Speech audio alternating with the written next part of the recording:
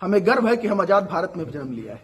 हमारे पूर्वजों ने अनगिनत कुर्बानियों के बाद हमें आजाद करवाया है।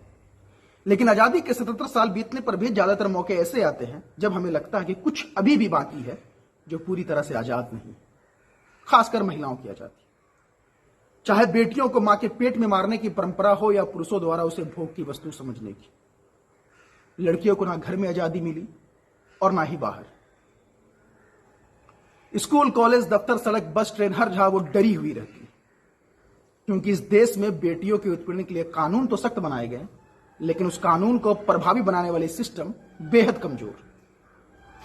जब से सूचनाओं का माध्यम बढ़ा है, तब से आए दिन हम देखते हैं कि कोई लड़की किसी लड़के के प्रपोजल को अगर रिजेक्ट कर दे तो चाकू गोंद कर सरेआम उसको मार दिया जा रहा है, तो कोई तेजाब लेकर घूम रहा है।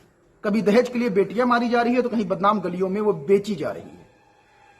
कहीं इंसाफ के लिए गई बेटी तो पुलिस वाला उसे नोच ले रहा है, तो कभी पॉलिटिशियन।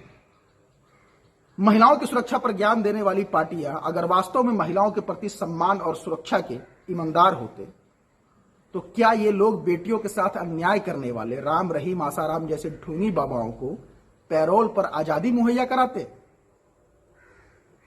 इन लोगों को राजनीतिक फायदा के लिए इस्तेमाल करने वाली सरकारों से हम महिला सुरक्षा की उम्मीद पालते हैं, तो हम बहुत मासूम लोग हैं।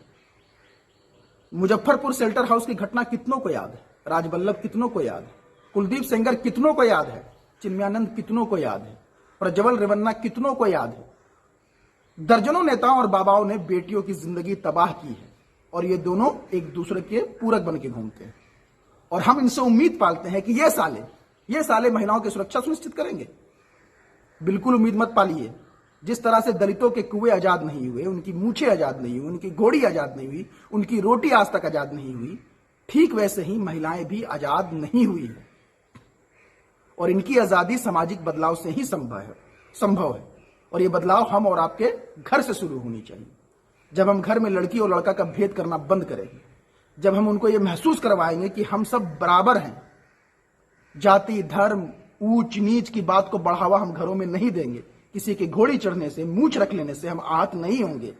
किसी सेल्फ डिपेंडेंट लड़की को देखकर, उसकी आजादी को देखकर, उसकी पढ़ाई को लेकर जजमेंटल होना जब हम छोड़ देंगे, फिर शायद चीजें पहले से बेहतर हो जाए। बहुत बहुत शुक्रिया।